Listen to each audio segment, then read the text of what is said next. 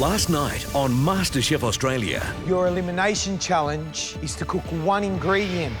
Arena and Shannon went head-to-head. To be brutally honest, I expected a little bit more. But it was Arena who paid the price. Tonight, a very special masterclass. Miguel Maestra reveals the secret to an awesome Spanish classic. Amazing. That's spot on. Gary's tutorial. Who's really bad at pastry? A sweet tribute to Nigella Lawson. It's not too rich. Oh, yes, it is. It's fabulous. And for two of our contestants. This has to be the best ever private masterclass we've ever had. With Rick Stein. Laksa. Got to be Laksa. And Chef Juan. Oh boy, they are very fiery. In Kuala Lumpur. But who will be chosen to go? This is a life-changing experience for someone.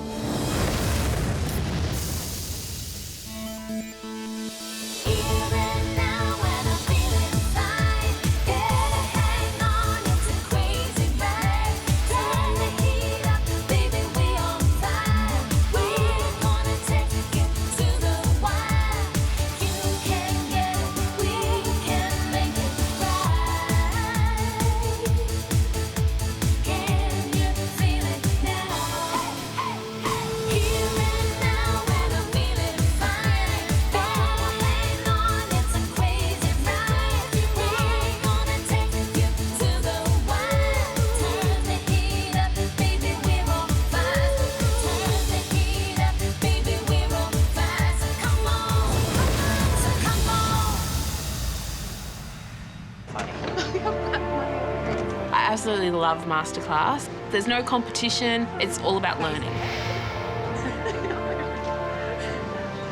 This is the 6th Masterclass that we've had, and I wish I could have more than just one a week. They are so helpful. Masterclass is where you learn those tricks of the trade that can really get you over the line. Hello, you lot. Welcome back to the MasterChef kitchen. And of course, welcome to Masterclass. We've got lots of surprises in store. It's going to be a cracker of a masterclass. You may notice that it's George's day off. I'm here on my own. I feel very lonely. But that doesn't mean we don't have a fantastic masterclass. Every week, a couple of you are lucky enough to go out and do a private masterclass. And this week, let me tell you, is an absolute stunner. 2 of you this week are going to learn from an internationally recognized English chef. He's written 11 cookbooks. He owns 4 top UK restaurants. And this might give it away, but he also owns the UK's best fish and chip shop. He's a personal inspiration to me. I think he's one of the best teachers on television. I'm talking about, of course, the incredibly talented seafood maestro, Rick Stein.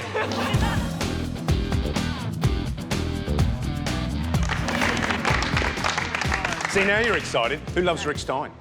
Yeah, me too. This is a tricky one, though, because Rick's actually in Malaysia right now as an ambassador for Malaysia Kitchen. Oh my God. So there's nothing else for it. The 2 lucky contestants just have to go to Malaysia. They're going to be going today for their own special private masterclass with Rick Stein. But wait, there's more. Rick will have a very special guest. He's Malaysia's #1 star chef with fans everywhere he goes. He's also been given Malaysia's equivalent of a knighthood for being Malaysia's food ambassador. He's the larger-than-life Chef Juan. Clever girl. Rick, move over. It's my show.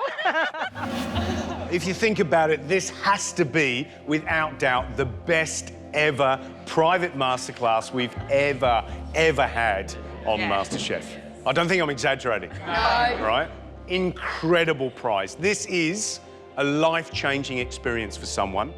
And today, 2 people are flying to Kuala Lumpur. The question is, who's it going to be? The first person that's going to jet away for their fabulous private masterclass with Rick Stein is...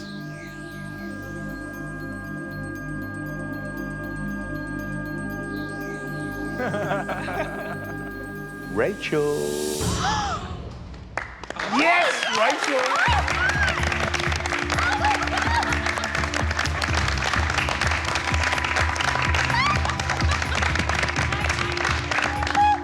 Rachel, the reason we picked you is because you did brilliantly for the Blues, and I think you led them in some way to victory, so well done. And you make sure you enjoy it. Thank you so much.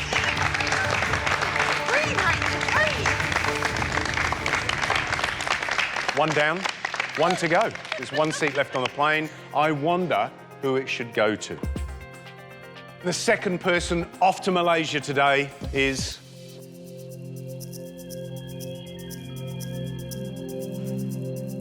Kate.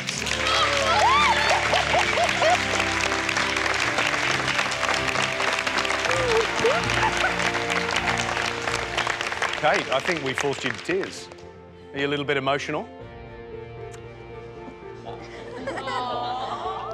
just feel like I've had so many amazing experiences here already. To have another one is just incredible, and I can't believe I cried again. To be able to learn from someone like Rick Stein, who has so much knowledge, and to be able to go with Rach, it's going to be a really memorable, special You know time. it's going to be a whirlwind. You're going to have to put it on record because you're not going to remember any of it. Store it all away. Huh? Yep. Right. Time to go. Go and enjoy your masterclass with Rick Stein and Chef Prawn. Cheers. Thank you so much. See ya. Bye. I'm so excited, and Kate and I are just going to have the best time in Kuala Lumpur. God, they won't know what's hit them. I know, let's go. I'm so guys. First up in masterclass, we're going to take you back to the Spanish super invention test that you did earlier this week. Now, that was a challenge and a half. We took you out of your comfort zone, and we presented you with 3 pairs of traditional Spanish ingredients, and you had to choose one pair. You also had a trip to the pantry, and then you decided what dish you were going to cook out of that pair of ingredients. And then in typical MasterChef fashion, we changed the rules. We swapped your basket of ingredients and really shook things up. Some of you didn't do as well as you should have. So with that in mind, we're going to bring in one of this country's leading exponents in Spanish food. This guy's only been in our country for 7 years, so he's a newbie. And he's from Murcia in the south of Spain, in Andalusia. He's a great friend of mine, has incredible energy, and loves to work with those authentic Spanish ingredients. Please welcome Miguel Maestro.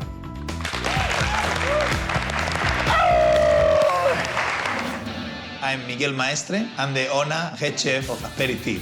Spanish cuisine has got a lot of personality, color, passion, you know, excitement. All about a lot of fiesta, a lot of party, a lot of sangria. It's just so much feeling in it. Ole! Toma ya. How are you? All right. Hola. Good to see you. Very good. Welcome to MasterChef. Hola, chicas. So, Miguel, what are we cooking today? Today we're cooking mountain rice paella.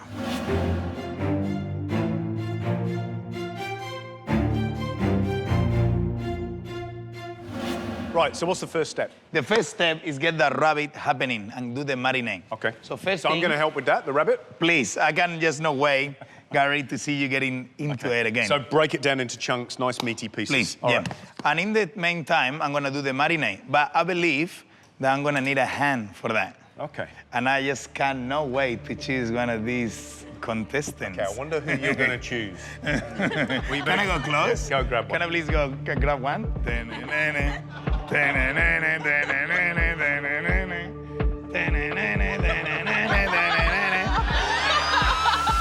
Señorita, por favor.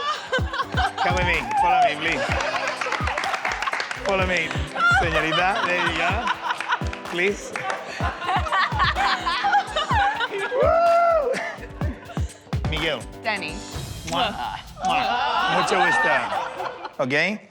We're gonna do a marinade. For the marinade, mainly get the juniper berries, please. About 1 teaspoon of juniper berries. Yeah? The juniper berries, they got a beautiful tenderizing action. 1 teaspoon of cracked pepper. Okay. Teamwork. 1 teaspoon of salt, please. And the 3 garlic cloves. And we're gonna do a with a little bit of liquid now, so the olive oil and the sherry. How much olive oil? I'll fill you in. That'll be 60 mils there, I guarantee you that. And another 60 mils of sherry, please. So we go, the sweetness from the sherry, the fragrance from the pepper, and that juniper berries is slowly gonna break down that meat. And it's gonna be hips tender. So just it's get a into it, tenderizer. don't be shy. Just get into it. Nice, touchy, feely, yeah, I love it. Just get into it. Nice and rough, there, now we're talking. So what I'm doing is just breaking the rabbit down into its principal parts first. I've taken the legs off, taken the loin off, the rack, the 2 front runners, and then what I'll do, I presume, is just take the meatiest parts of the flesh, leave a few pieces on the bone, maybe the little front runners on there, that'll be good. And then it's over to your marinade. There you go, that's perfect now. So now, basically what we're gonna do, all the rabbit in the bowl, and this is my favorite part. When I get the whole touchy feeling. All this marinade needs to be rubbed inside the flesh. So basically, just get into it and rub all the meat and make sure you cover every single piece of rabbit. You gonna have a go Beautiful. too? You get into it, we can get it. This is really, really romantic. It's almost like the movie of Ghost. Yeah, okay. Like Patrick Swayze. It's like Danny, Danny, how you doing? you are such a flirt. How you doing? This is getting hot. And we basically gonna let this overnight. Okay. Very nice. Let's have a go. Oh, that's gorgeous. Danny, I think you enjoyed that. Yeah, nice. that was Off you go. Thank Back to you. you. Back. Señorita, mwah, mwah. Mucho gusto, thank you. Thanks very much. Bravo, bravo. You've got one of these in the fridge already. It's been overnight, it's Okay. infused. So what's happened to that? But we slowly tenderize the meat. Yep. And as well, we add in flavor towards the meat. Next step is start caramelizing the meat. Okay. But first, we still need to work the quails. So you're gonna give me a hand Yep, with okay. that. And basically, what we will do, just chop the legs off and cut them in the middle. So just in half? Yeah. You can use a pair of scissors, be easy for this as well, wouldn't it? So, Just cut the legs and the back. yeah. So around 30-40 mils of extra virgin olive oil. We need to hear that little sizzling. So that means that the pan is nice and hot. Wow. And we put the heat slightly down. And now we're gonna get all the protein, the rabbit, inside the pan. And we hear that lovely sizzling touch. Slowly we're gonna brown the meat for around a couple of minutes. At the same time, we infuse in that oil that will cook all the sofrito after. Now we do exactly the same with the quail pieces. We put the skin down. Now the morcilla is quite fatty as well.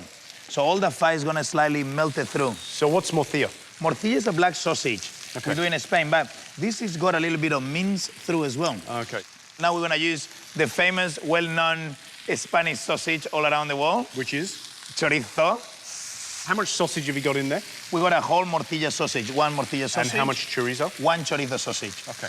And now we put this nice and hot, so we caramelizing. Smells. Can you smell that? Beautiful. Absolutely What gorgeous. we're gonna do is actually, we're not gonna cook it all the way through now, Gary. Yep. This is gonna be, we're just gonna sear it. Color means flavor. When you cook lamb or beef or chicken, the caramelization means flavor. Beautiful. So you've caramelized all of the meat for the mountain rice paella. So you've got the chorizo, the morcilla. Morcilla. See the, Your Spanish good, is isn't it? great. The rabbit and the quail. What's next? Next, we're gonna cook the sofrito, and after the rice. After the break, So everything get a little bit of love from that stock. Miguel's spicy Spanish creation comes together and it's a taste sensation. And then our amazing Rick Stein Malaysian Masterclass begins. Of course, Malaysia is all about, for me, about the great seafood. From the markets to Chef Juan's traditional appetizers. Smell it, kid. How does it smell? Oh, wow, it smells. You tell me how it smells like. It stinks. And Rick's mouth-watering laksa. You can taste the prawn in the sauce just as much as in the prawn. And a little later, But it's not too rich. Oh, yes, it is. It's fabulous. Not rich at all. Gary's in chocolate heaven with his devilishly delightful dessert. You can feel the butter, can't you?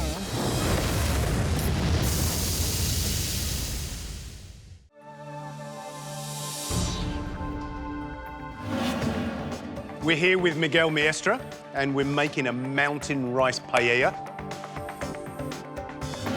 We've caramelized all the meat off, that beautiful chorizo, morcilla. I just keep saying it now. Sounds good, doesn't it? The quail and the rabbit. What's next? We're gonna do a sofrito. Tell us what a sofrito is. A sofrito is like the soul of the paella. The sofrito is all the components, they're gonna flavor the rice together. Taking back all those beautiful flavors from the meat before. Okay. So all that sediment, that caramelization. Beautiful. One thing is important, we need to put half of the oil. Yeah. We start with 30, and now the other 30 come in, okay? So the oil's a crucial part of this. Very, very important. So first ingredient in? First ingredient, 3 cloves of garlic. There you go, nice chunky slice. Slowly, as you can see, it's bubbling really, really slowly. And with a spoon at the same time, we can pick up all the little bits of flavor there in the base of the pan, as you can see. So you're scraping off all that sediment, that juice from the meat. Beautiful. Now, the herbs, we have half a bunch of thyme. Love the sound. Crackling, yeah. There you go. Very Spanish, that sound. Yeah, almost like dancing flamenco in the pan. That smells Can you believe it? amazing. And straight after, the oregano. How much oregano? Half a bunch as well. Okay. Next step, we got a big chunky capsicum. We just wanna caramelize it slightly because it's gonna cook after with the stock, so we don't wanna cook it too much so it breaks down and it gets lost. And now, 50 grams of blanched almonds. Yep. Okay. Next step, the big pinch of saffron. Now 1 teaspoon of sweet paprika. Yep. There you go, that's 1 Spanish teaspoon style there. on the tip of the sword. There you go. Is that smoked paprika? Yeah, or? smoked and sweet. So it's a little capsicum, it's dry in the sun first, and that thing is being smoked. So you got so much flavor already happening in here. Okay, so the almonds are toasting beautifully, that garlic is lovely and golden, the capsicum is blistered and softened. What's the next stage? Ready to go, some sherry. Yep. Deglaze. It's my favorite part, 60 mils. What kind of sherry do you use? Just nice and sweet. Okay. Like the same sherry we use in the marinade. Now, stock goes in. We're using about 400 grams of rice. Yep. So now we will do around 1 liter of stock here with the 400 grams. And like of you rice. say, this type of rice is going to absorb a lot of liquid. So that seems like a lot of liquid. Yeah. But in fact, that's just fine. It will all disappear. And that's just good chicken stock? Very good chicken stock. So now, we bring this to a simmer, it's slightly bubbling now. Yep. And we're gonna put all the meat back in there. Okay. So it's gonna braise. Spread it out evenly, so we cover every single bit. So is that important, the fact that you're placing it in? Yeah, so everything get a little bit of love from that stock. The quail, the rabbit, this is just fantastic. So what's the next? The next step is the rice. Just to try and explain it, is that when people go to the supermarket, what are they looking for? They're buying Calombaris? No, they're buying bomba. Bomba rice. Bomba is the so species. So that is the species of rice. Yeah. So we're going to put the rice in now? Okay. 1 handful of rice is around like 75 grams, is 1 portion. Okay. So you got big hands. So there's 100, and we need 400 grams, and that's the 4th one. So you've put 400 grams. There you go. Okay. And now we're gonna give a little shake. So we make sure that all the rice is fitting under the stock. So we don't get any grains of rice, they get raw because they're actually not cooking. So we can help with a little spoon. But what is important as well, Gary, we don't touch in this paella anymore until it's cooked. 25 minutes. Okay. We just gonna go and have a siesta, and when we come back, the paella will be ready. So the paella has been cooking for 25 minutes. I can hear I can have my siesta. How do we tell now that that's ready? Because all the stock is gone, and you can see all the gaps, all the bubbles are coming up, and now you get a spoon, and you can feel all the little bits of crusty rice in the bottom. Doesn't need to be all over the paella pan. You just know when you just feel it somewhere. Okay. Okay? That's beautiful. I tell you what, it just smells absolutely delicious. And it's very shiny as well. Let's pop this on a board. Okay. Chicka, chicka, chicka, chick. Mountain rice paella. There you go. Yum. Who wants to taste? Hayden? Yes. Matt? And Danny, come on. Bien. Thank you. Las señoritas primero, por favor. Gracias. Gracias. Gracias. I'm going to have a little bit too. Yeah. I'm a señorita. Yeah, I want to get in on this. I've got to get to the bottom. Yeah, get to the bottom. Yeah. That is amazing. Thank you, Gary. I feel all emotional. Muchas gracias. Yeah. What do you think of that? First of all, you get this big, massive hit of saffron, and then the texture of the crust is just perfect. Danny? It's absolutely beautiful. It's sweet, it's smoky, it's really intense, the flavour. I just want to eat the whole lot. Hayden, can you describe that rice? Because I think that's fascinating. That's what really stood out. You know, it can absorb so much liquid, but then still have that crunch at the end, and it's just amazing. It gives it another texture with the almonds and the beautiful soft sausage. It's spot on. Yep. No, you know what? I think you should just leave a little bit for the rest of the guys to taste. No, we'll leave it for you. Thank you so much. Sit down. Thanks very much. So what are your top tips for the perfect mountain rice paella? The perfect tips are, first thing, the marinade. We need to marinate the rabbit to achieve a beautiful flavor and to tenderize the meat. The number two, we need the bomba rice, and we need the really good stock to achieve a beautiful flavor. And the third one is the soga rara. If it's not crusty bottom and it's not caramelization, it's not paella. Miguel, Maestra, thank you so much for coming into Thank you for having me, Gary. See you again soon. Pleasure. Thank you very much. Everybody, adios, amigos. Muchas gracias.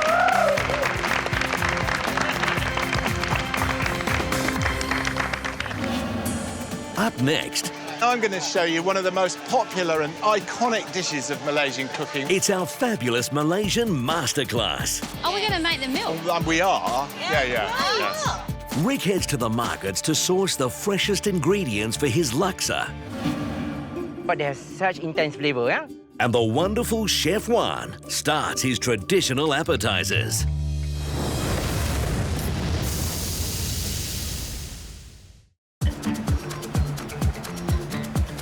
Kate and I have just flown all the way to Kuala Lumpur for a private masterclass with Chef Rick Stein. I can't believe it. Oh my God, We're in Malaysia. we're in Kuala Lumpur. Let's go shopping. Okay. It's an assault on the senses. Everything we see, smell, touch, taste is extraordinary. Hello. Hello. It's a bit busy. It's an endeavour. Hello. How are you? Rachel? I'm Rachel. Lovely to And meet Kate, well, very nice to meet you. I'm Rick Stein. I don't know if you've ever seen my programmes. yes. Oh, you have? Yeah. Oh, good. Gary and George asked me to do a masterclass in the Malaysian cooking for you. And I'm fortunate enough to be an ambassador for Malaysia Kitchen. And my job, I know you'll really hate the idea of this, is just to go around the world telling people about Malaysian Oh, you're cooking. poor man. I know, it's very unlucky. I think you're in for a real treat. We've got an awful lot to get through. You're going to meet the amazing Chef Juan, and he's going to be cooking up a couple of traditional appetizers. I'm going to show you one of the most popular and iconic dishes of Malaysian cooking, a laksa. It's going to be a prawn and chicken laksa. Yum. Sounds good. And as you can see, it's all about fresh ingredients, so let's go shopping. Let's go. We're buying ingredients for Rick's chicken and prawn laksa. Looking around the markets, everybody's yelling, there's so much noise, and you can smell all these different aromas. And then there's all these fruit and vegetables, and some of them are familiar, but some of them I've never seen before in my life. Really, the heart of a good laksa is fresh coconut, not tinned coconut milk, but we need the grated coconut first. I just love watching this because it's such a good machine. If you do it yourself, it takes forever. Are we going to make the milk? We are. Yeah. Oh. So we need to have some whole prawns. We'd have half a kilo. Yeah. But they're lovely prawns. I mean, and of course, Malaysia is all about, for me, about the great seafood. Okay, thank you. Good. Some chilies. Lots of chilies. Well, these are dried shrimp. We've got to have some of those in the recipe. Well, that's about it. We've got everything we need now. I expect you might want to do a bit of shopping, wouldn't you? Oh, yeah, I can shop. Well, see you in about a couple of hours then. Okay, thanks so much, Rick. See you soon. I know I should be a little bit tired and overwhelmed, but I am so excited. I'm running on adrenaline. I'm having the time of my life. So Kate and I are going to go shopping. Hello, how are you? Do you take the Commonwealth Bank travel money? Yes, we do. Oh, great. Right. Let's shop. Oh, Maya would love that. Altogether, 653. Thank you. Thank you so much. We've got a couple of hours before we meet Chef Juan, so we're off to see the sights of Kuala Lumpur. Thank you. Welcome to the tower. Going up to the tower, Yes, ma'am? please. Thank you. It's so beautiful. I know, it's amazing. And the mountains.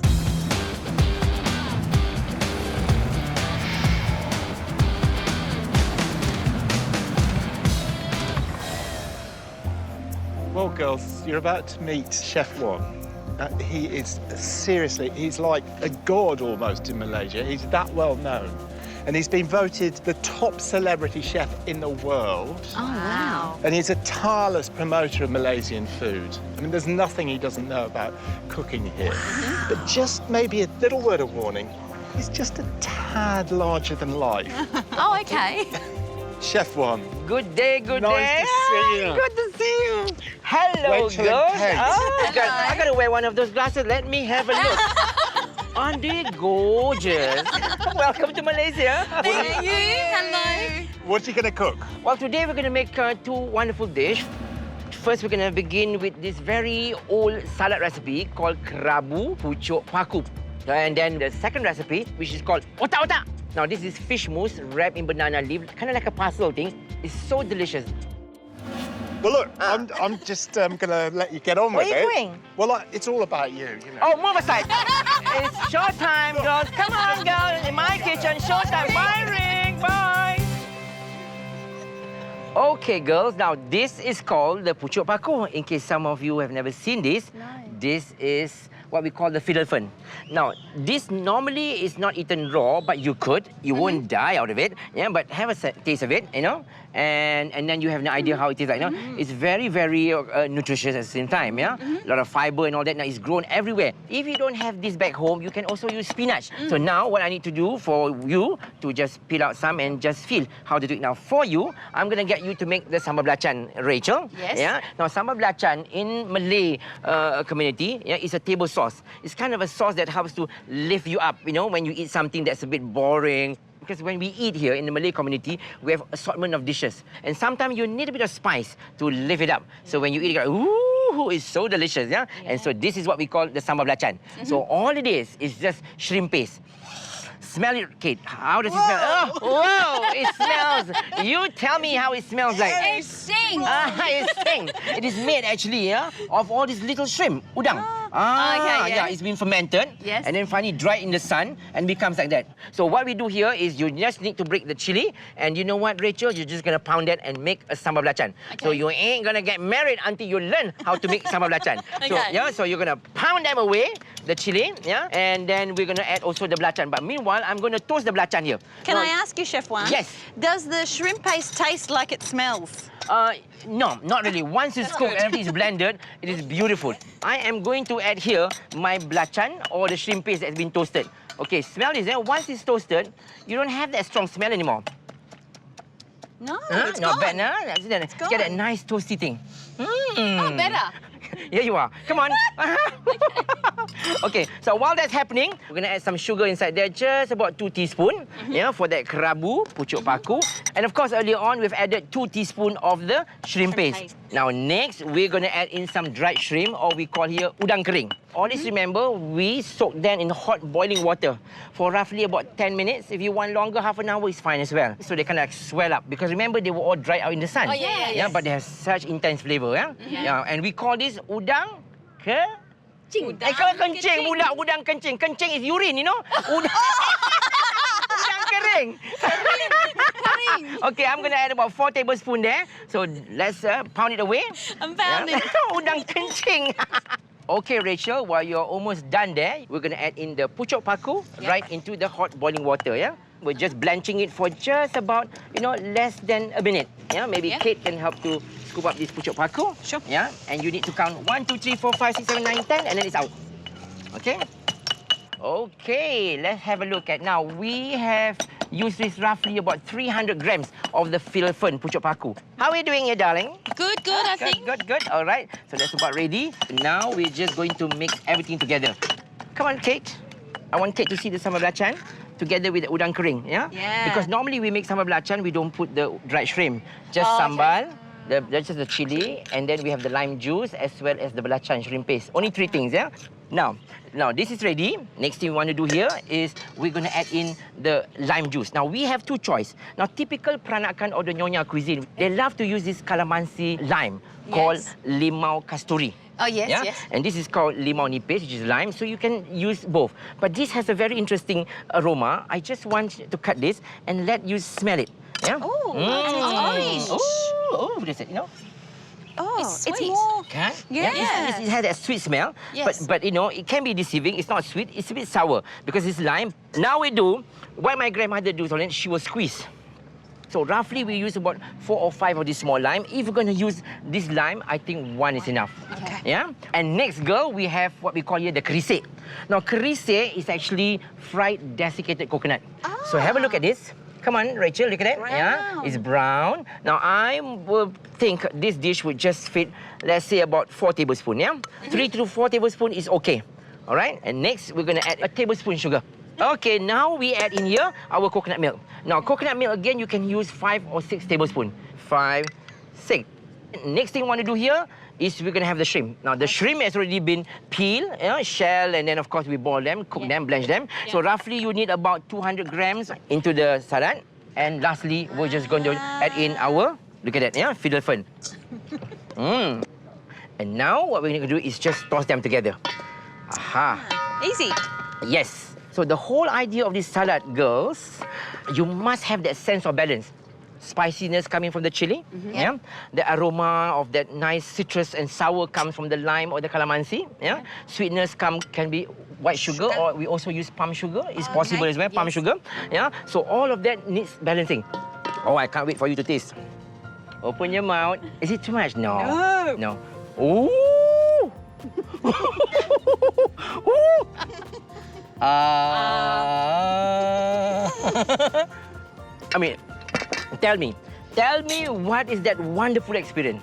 It's beautiful. It's I really like the textures. There's the crunch of the coconut and also of the leaves. And it's not as spicy as I thought it was going to be. There was a lot of chili that went in, but it's not spicy because it's all balanced out. By the coconut milk? By the coconut milk, and also I think by the lime. And what is your opinion, Rachel? I really like the toasted coconut. It brings so much texture and crunch to it. And I like the lime with the fennel fern. Fiddle fern. Fiddle fern. Yes. Okay, there you are. Our first dish, ladies, called Krabu Pucuk Paku, or simply means the fiddle fern salad together with fresh prawns. Fiddle fern salad, I can say that. Okay, Kate and Rachel, these are my 3 very important tips, Number 1, the fiddle fern has to be cooked just right. Very important that less than a minute because you want that texture. Number 2, you're going to have that sense of balance between sweet, sour, spicy. And lastly, of course, the shrimp paste. Often people make mistake by buying old shrimp paste and they are very nasty. And there you are, our first Malaysian appetizer. Yay! Isn't that fabulous? Yay! When we return... Oh God, this makes great facial. While you work, you can also do facial, Chef Juan has his second sensational appetizer. It's delicious, Then later... One really rich slab. Gary goes all out with his amazing Chocolate Marquise.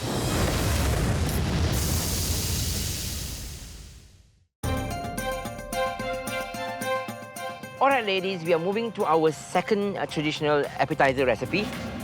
This is called otak-otak, or simply means in English, a fish mousse. So the first thing you want to have here is all this lovely fish mousse. Now, this is mackerel, so it is boneless. So what we need to do is take all this boneless mackerel here and just simply chop it. See that? Chef Juan, if you couldn't find mackerel, what other fish could you use? For example, when you have all that whiting. Yes. Yeah, you can nail that. Even barramundi is nice. Oh, yeah. Yeah, fillet, snapper. Yeah, and make sure, like I said, no bones. Yeah, unless your husband is nasty to you, leave the bone. Okay. And finish. Yeah.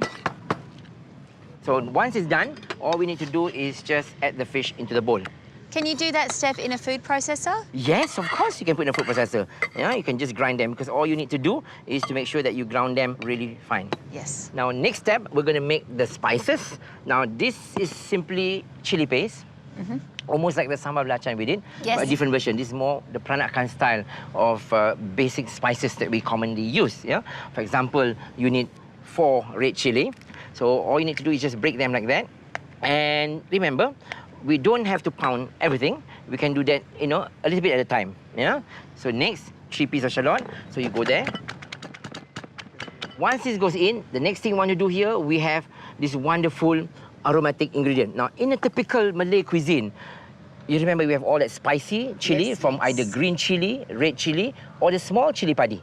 Yeah. And then we have the perfume. And where does it come from? The aroma comes from this wonderful turmeric. Smell it. Yeah. So the turmeric, 2 centimeter turmeric, and they do stain your finger. Fresh. Yeah, fresh. Yeah, you can smell that. And then also the lemongrass. So we kind of slice them very thinly like that. Yeah.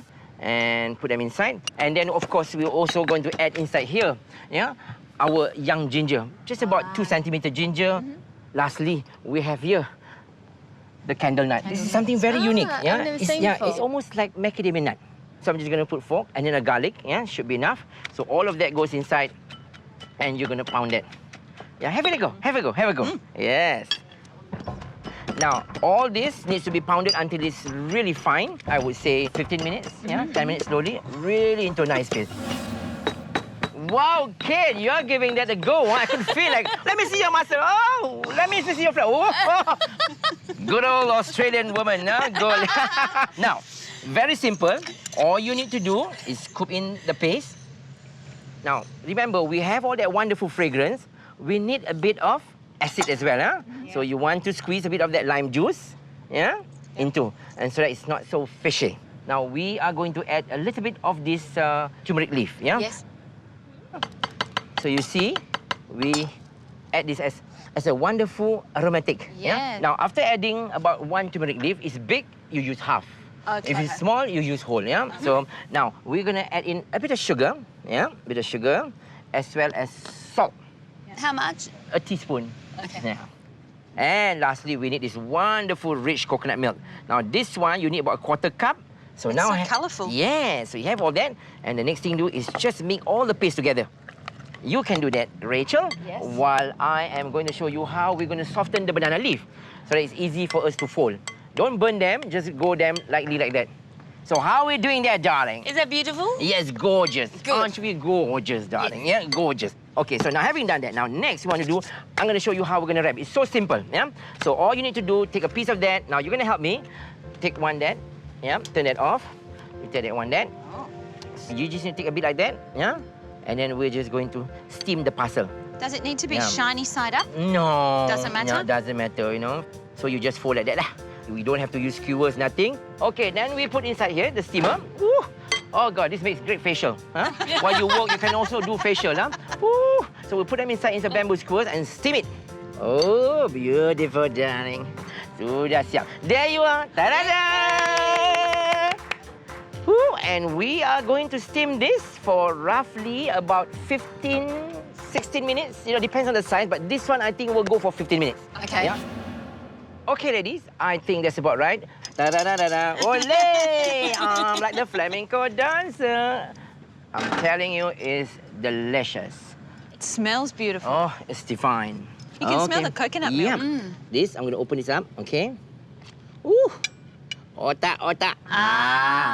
So, yeah, so like I said, you can also grill them or you can also steam them. Smells now, beautiful. taste them. The lemongrass, it's so fragrant. Yeah. And the turmeric. Turmeric. Beautiful. Okay. Tell me about the texture. I'm not sure, I'll have to try again. It's delicious, huh? That I is like the really chilies. good. It's good. That's it?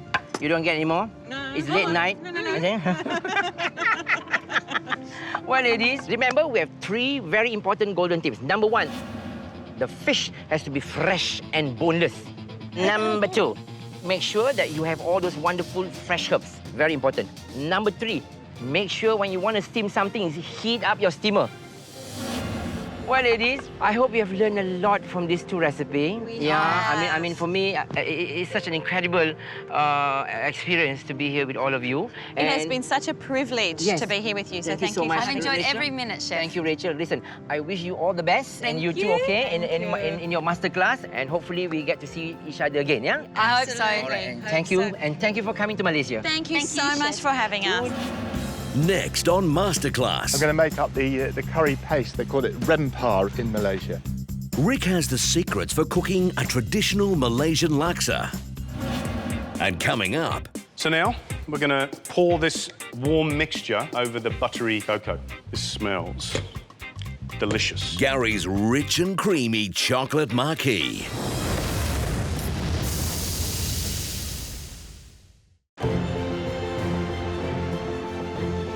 Day 2 in Malaysia, we're just grabbing a quick coffee.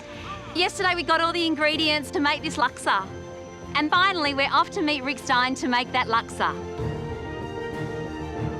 We've just arrived at Lake Gardens. It is such a tranquil place in the middle of a big city. I'm really excited about learning all the nuances of what's going to make a truly Malaysian laksa.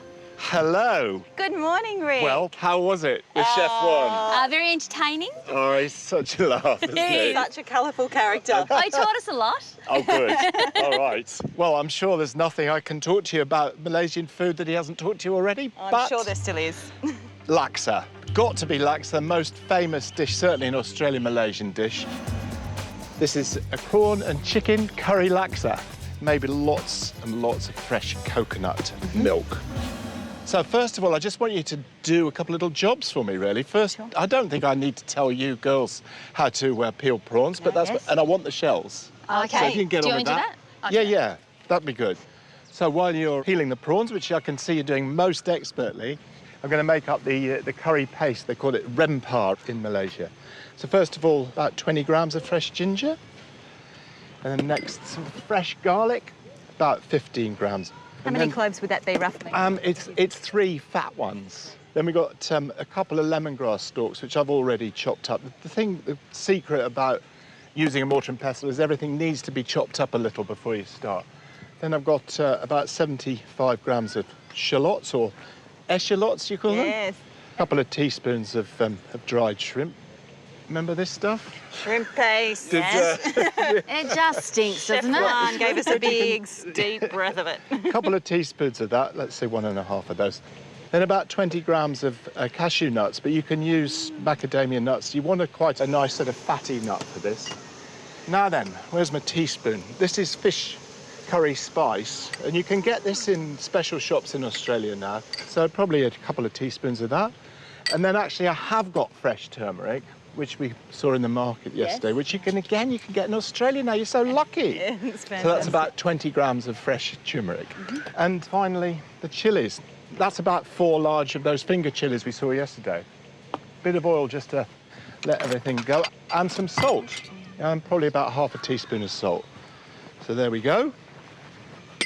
OK, so now we just have some fun. That's the bit I really like. Back home, a small food processor is probably what you'll end up using, which is ideal, really. So that looks pretty good, pretty smooth, and the right sort of consistency. So we'll put that to one side for a minute. And just make sure you've got your prawns done. Yes, Chef. Good that you kept the heads and the tails, because there's so much flavour in these heads and tails. First of all, I'm just going to fry these in a little bit of oil, and then I'm going to make a stock with them. So we'll just put those in there like that. Just getting a bit of flavour. You get a lot of sort of caramelisation when you fry prawn shells. That's about 250 grams of prawns shell on. So that's looking pretty good now. So I'm just going to add about a litre or so of water. And then we just leave that to simmer away for quite a long time, about 30 minutes. Now, the next thing I would quite like to do is to fry the tofu here. I'm not that familiar with tofu. It's not something I deal with a great deal, but I have found that if you fry it, it gives a lovely crispness to it. I think a lot of people find just plain tofu a bit boring. So I think we'll go for about 200 grams of tofu, I suppose. So we're just going to put those in the pan and fry them till they're crisp on either side. There we go. You haven't got anything to do. You can pick some of these, the mint and coriander. Right, now the other thing I want to show you is we got the coconut yesterday. So I'm looking for about 400 millilitres of milk. And you use really about equal quantities by volume. So just under half a litre.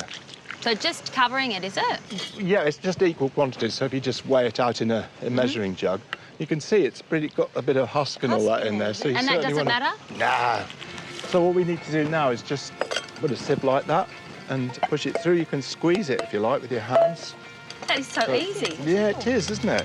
OK, that tofu should be done by now. Can we have some paper or... What I love about girls in the kitchen is that they've always got these things to hand. I'm a bit of a sort of boy when it comes to... Often in a handbag. Oh, really? Yeah.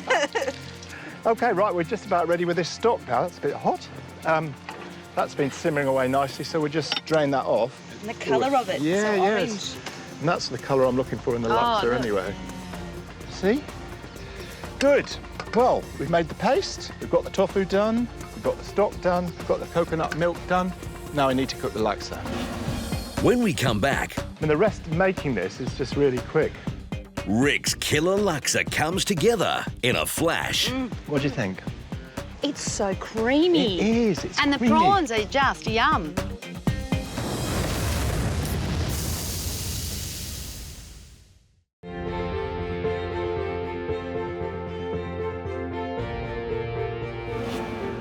We're now ready to cook the prawn and chicken curry laksa. First of all, let's get the spice paste back up and into the dish. We need some oil, first of all. Now what I'm going to do is cook it for about 3 or 4 minutes, just to drive off all the moisture. I always say cook it till it splits. Oh, OK. And that means really when you look at it and you can see the ingredients all splitting, because we've got to cook out the turmeric and the garlic and the shallots. You can see that's beginning to split already. Yeah. The vibrant colour. Yeah. It's just beautiful. So this is about, what, 3 minutes, do you think, on a high heat? OK, the prawn stock. Stir that around a little bit. Do you want me to stir it? Oh, would you? No worries, thank you. Good. I mean, the rest of making this is just really quick. Just add that as well. Smells unreal. It does, doesn't it? And it looks good. Now, the other ingredients, about a tablespoon of palm sugar. We're going to put about 160 grams of chicken in there. Cook it for a couple of minutes. There we go. We just pop the prawns in there as well. There we go. I think we'll cook those for a couple of minutes. That's almost done, apart from, of course, the noodles.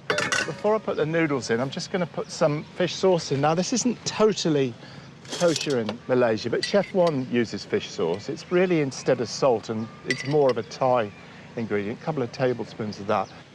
So we're nearly ready to go, but for the noodles. Now, I've used egg noodles here, and you can drop them into boiling water, but I'm just going to put them straight in, about 400 grams. So I'm using egg noodles, but you can use rice noodles, or you can use both if you like the contrast. Right, now to bowl it up. Just going to put a few things in the bottom. First of all, some cooked green beans, like that. This is just for one, by the way. I've done enough for 4. Send some of the tofu and some bean sprouts. OK, let's get cracking with adding all that lovely sauce and noodles. There we go, 1 more spoonful and then some of that delicious juice. So creamy, isn't it? Oh, yum. It looks beautiful. Delish. OK, maybe 1 more. I think this is a 2-man bowl, not a 1. Right, then we just finish with a few things on top. Wonderfully expertly picked mint and some coriander slightly wilting under the sun, but there we go. And now this isn't too hot. This is called sambal olek. It's just minced up chilies, a bit of oil, a bit of sugar and a bit of salt. So I put a nice dollop right in the middle, but you would need to make sure that wasn't too hot. Finally, we just need to squeeze a bit of lime on there, I think. That'll be essential to me. Well, ladies, that's my Kuala Lumpur prawn and chicken curry laksa. Now the all-important tasting. OK, I'm ready. Right. It's beautiful. It does, doesn't it? It's just the colours of Malaysia. Well.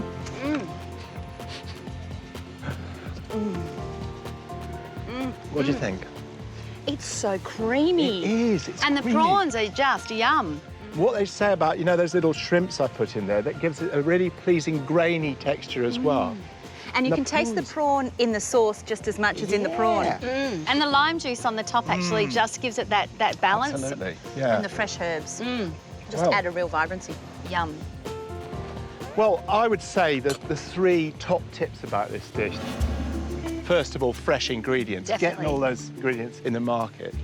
The second tip, well, use the prawn heads and shells. I mean, it makes so much difference to the finished gravy. And thirdly, don't overcook your noodles. You just need to drop them in, they're done. Well, it's time to say goodbye. Kate, Rachel, it's been such fun. It's been a lot of fun. I hope you've sort of appreciated how wonderful the flavours of Malaysia are. Absolutely. Thank you so much for showing them to us. Well, good luck in the competition. I'll be going for you. Oh, thank you so much. Lovely, lovely girls. We really have loved meeting you and appreciate all that you've shown us. The pleasure. The pleasure's all mine. Oh, thank you so much, Rick. Bye. See you later. Bye. Ahead on Masterclass, Gary's decadent dessert. So I'm going to show you how to make a chocolate sponge and a basic rich chocolate mousse. A double chocolate delight for the chocolate connoisseur.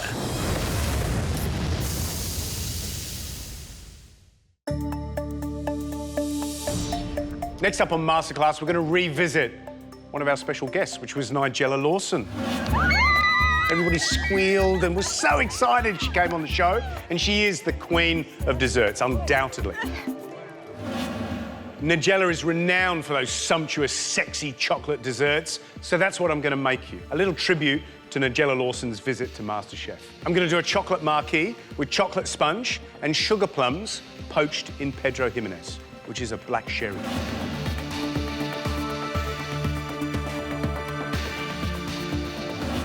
Cakes aren't that hard, chocolate mousse is not that hard. It's easy to throw something together. Take 2 simple recipes, put them together, like this one, and you'll make a winner. So I'm going to show you how to make a chocolate sponge and a basic, rich chocolate mousse. So I need a volunteer to come and help me with the chocolate sponge. Who's really bad at pastry? Matt, you're right. Matt, that looks horrid. It's not acceptable. Come up here. Head down in shame.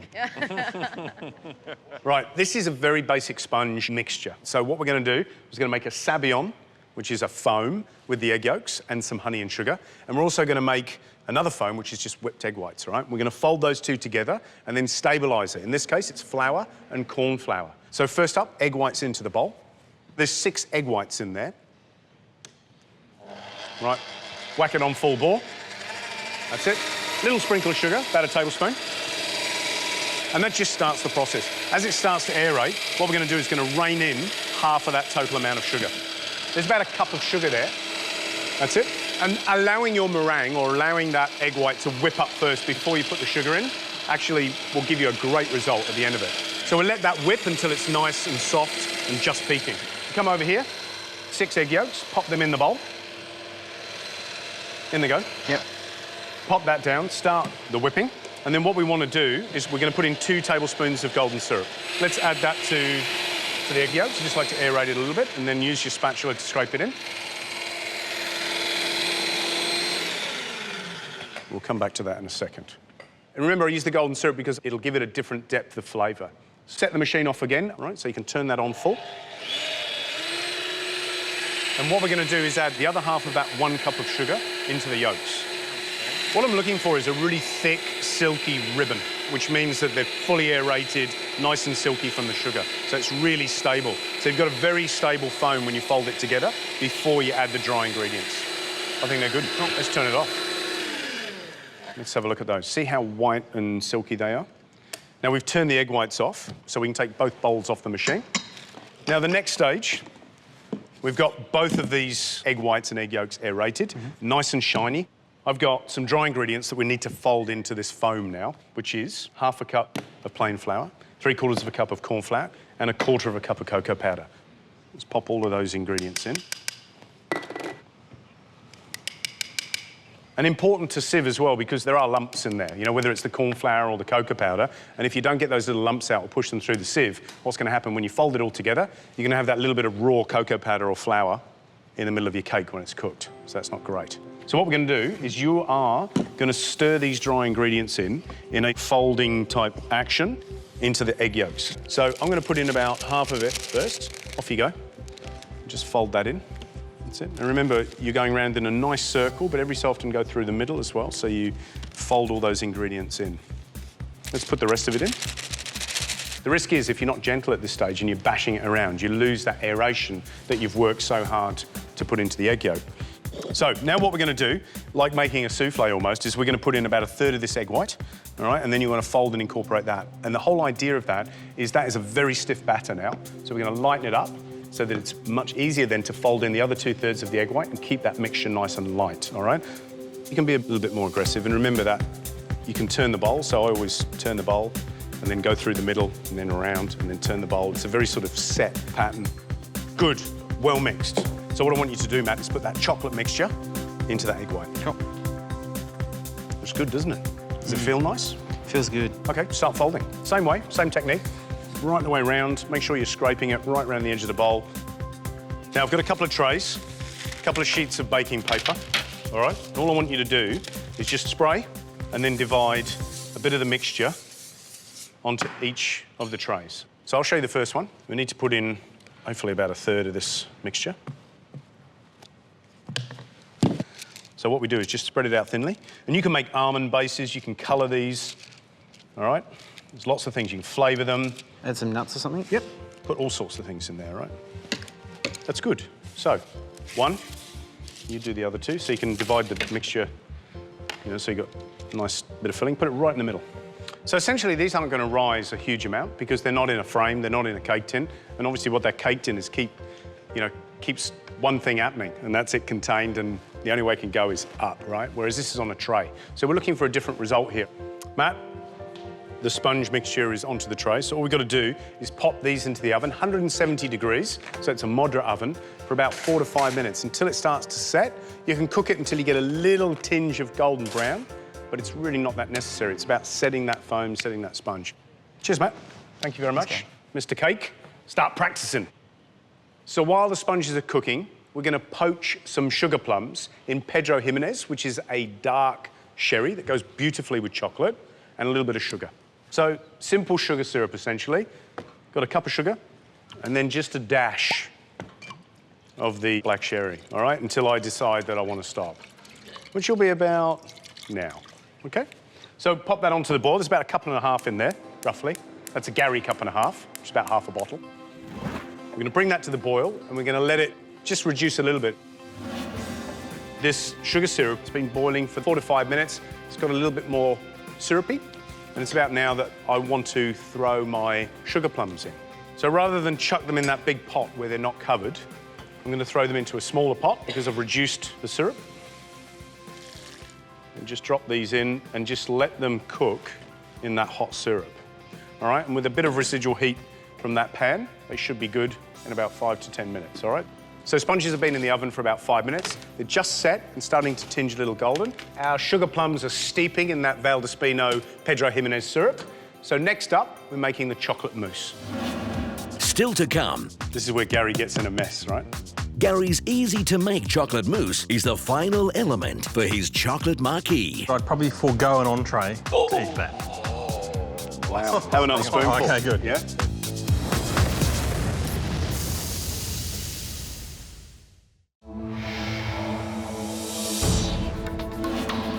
So what we're making is a chocolate marquise with chocolate sponge and sugar plums poached in Pedro Jimenez. So now we need to make the chocolate mousse. Nice and easy, but a marquise is a little richer than that standard mousse. So this recipe has got quite a bit of butter in it, all right? So I'm sorry for all those hearts out there, but we're going to struggle on this one a little bit. So first step, chocolate mousse. OK, and we need a good quality bitter chocolate. So we're using a chocolate with a high cocoa mass, so it needs to be about 70%. So I know this is a 200-gram bar, and I know that if I take these two, they're for later, snacks, OK? And then I just break the rest of this into the bowl. So I've got 145 grams of chocolate, I've got 250 grams of sugar, so it's quite sweet. You can reduce that if you want. I've got 240 grams of egg yolk, okay? Seems a lot. Now remember, in a lot of our recipes, chefy recipes, we weigh things like egg yolk and egg white. And the reason for that is obviously eggs vary in size.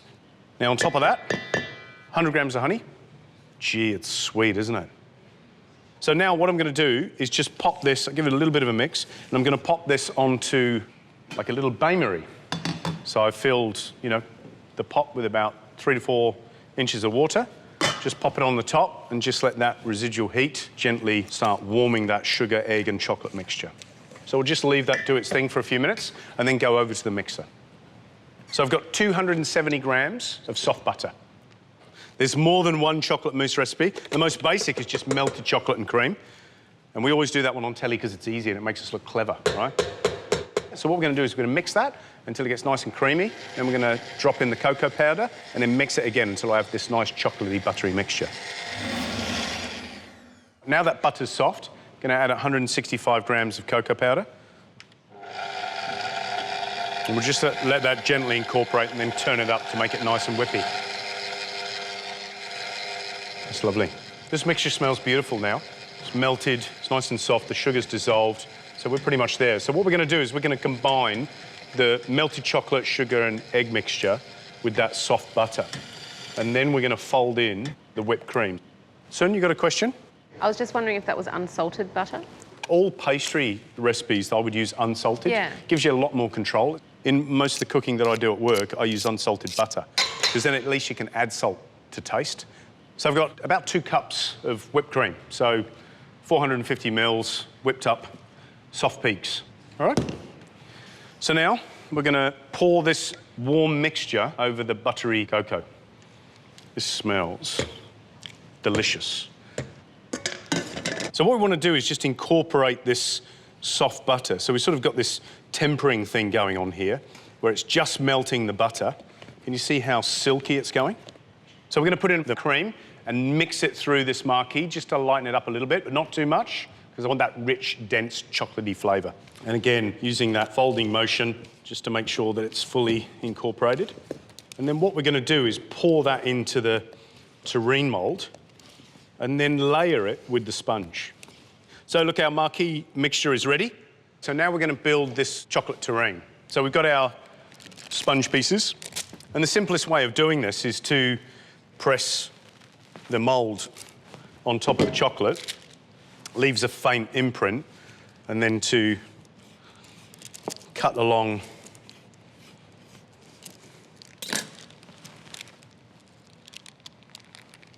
the line so you know that it fits inside the terrine. And then all we've got to do, if we want 3 layers, is cut to length. And don't forget, you can freeze this sponge. A lot of pastry work, especially sponges, things like that, work really well straight out of the freezer. All right, now let's fill. This is where Gary gets in a mess, right? So chocolate mousse in. So I'll put a layer in that's about 2 centimetres. Then I want to measure this off and hopefully, I'm just guessing. It's a typical chef doing pastry work, right? Pretty good though. And then pop the chocolate in again. If you want to, you can soak that sponge with a little of that Pedro Jimenez syrup. I think I'll put a 3rd layer in. So we filled the mousse to the top, all right?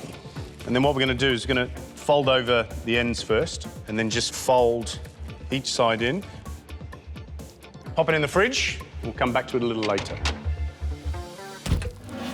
So that terrine's been in the fridge for a couple of hours. The chocolate's done its work, tightened up. Now, hopefully, we should be able to slice it. Fingers crossed.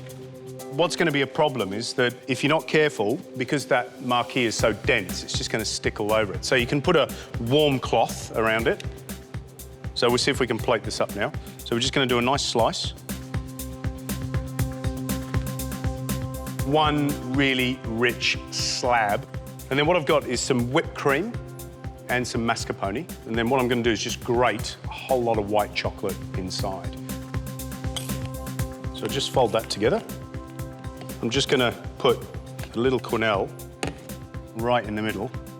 So last bit are those plums that we poached in the Pedro Jimenez. So we'll pop a couple on the plate. and then just drizzle with that syrup. So that's my chocolate marquise with chocolate sponge and sugar plums poached in Pedro Jimenez. So who wants to consume an extra few thousand calories? Yeah. Yes. Me too. Craig, up you come. Ali. And Billy, up you come. Oh, yeah. Right, somebody eat first. Yep, Ellie, why not? Yum. Oh my God. You can feel the butter, can't you? But it's not too rich. Oh, yes, it is. It's fabulous. Wow. The plum. I'm impressed. Billy, what do you think? It's just silky smooth, the marquise. It's amazing. And then the Pedro Jimenez, after reducing, it's just really like almost syrupy molasses. It's quite amazing. Ellie? I love those plums. They just burst in your mouth. So nice. And it's actually not too rich. I can't believe you're saying that. I think this is the first time I've said this, but I'd probably forego an entree to eat that. Wow. Have another spoonful. Oh, okay, good. Yeah? Good, yeah, thanks. Yeah. Remember the recipe? Yeah. Good work for you one day. Thanks very much. Thank you. Thank you. Oh, there's none there. I know, it's too good. So 3 top tips for making this great little chocolate dessert. First of all, the sponge. Understand the process, the aeration of the egg whites and sugar, and the egg yolks and sugar, and then folding those two together with some sort of stabilizer. Number 2, making that rich chocolate mousse. I've used butter and cream. It seems very extravagant, but obviously the butter makes it denser and richer and gives you that lovely silky finish. And number 3, poaching fruit with residual heat. There's enough heat in a hot syrup just to draw through into the fruit, just to cook it enough so that it's absolutely delicious. I think we all know it's been a big week and we've enrolled a few new culinary superstars into our MasterChef family. I hope you've enjoyed it. I hope you picked up a few tips from today's masterclass. Come up, grab some food, and let's celebrate.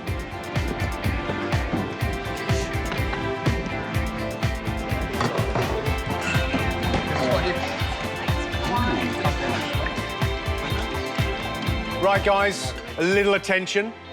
16 of you. The competition is all ahead of us now. I'm getting excited. I know what's coming. And if you think we've had some superstars on the show this week, then I promise you it only gets better from here on in. So here's to the competition. May the best man or woman win. Here's to you. Cheers. Cheers. Next time on MasterChef Australia. You are cooking my food, so make me proud. Legendary chef Neil Perry. He set a jumbo-sized challenge for you all. Oh my gosh, we have to plate up 27 portions of Neil Perry's first-class menu. For the winner, a chance at immunity. And an incredible bonus. Every chef would give their right arm for this prize. All they have to do is cook perfect dishes for the best chefs in the world. Between them, they command 9 Michelin stars. Even I'm scared now.